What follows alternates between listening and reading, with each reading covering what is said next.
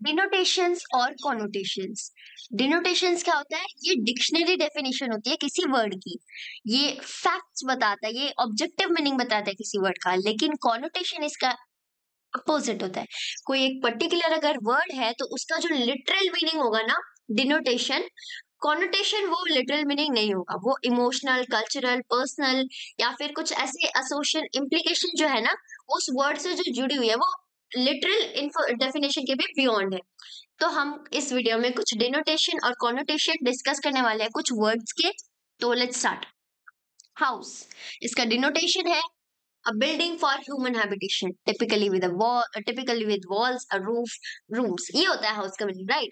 But connotation में अगर इसका कॉनोटेशन देखिए, इसका मीनिंग है shelter, security, family, comfort. House का हम इन चीजों के लिए भी यूज कर सकते हैं। क्यों? क्योंकि ये चीजें हैं हाउस की कॉनोटेशंस।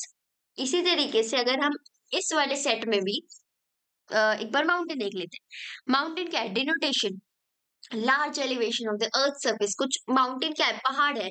बट कॉनोटेशन को अगर देखिए तो इसका कॉनोटेशन है challenge, endurance, majesty etcetera. He like कहते हैं he crossed the mountain of with great difficulty. अब इसका मतलब जरूरी नहीं है कि वो पहाड़ चढ़ के ही आए, इसका मतलब ये भी हो सकता है कि वो स्ट्रगल करके आए। अब इन सेट में से देख लेते, चलो फायर देख लेते हैं। अब इसका डिनोटेशन क्या है? The process of combustion manifested in light, flame, heat, blah blah blah like that. Okay, but connotation क्या है? Connotation है warmth, destruction, passion, transformation. He had the fire for writing books. अब इसमें ये नहीं है कि उसके अंदर आग थी। अब लिटरल फायर की बात नहीं कर रहे हैं हम, कॉन्नोटेशन की बात कर रहे हैं। वो एक क्या कहते हैं, फिगरेटिव हो गया। अब इसमें देख लेते हैं, रेन देख लेते हैं। चलो, इसका डिनोटेशन क्या है?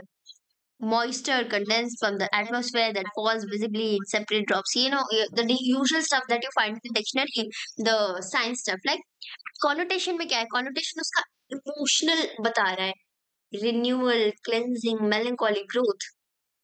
The rain, वो ग्रोथ बता रहा है ना कि अगर हम किसी बुक में, किसी कोट में, किसी पोम में रेन का यूज करें तो हम उसको लिटिल थोड़ी उसको मीनिंग करेंगे, उसका हम कॉनोटेशन यूज कर रहे हैं बेसिकली।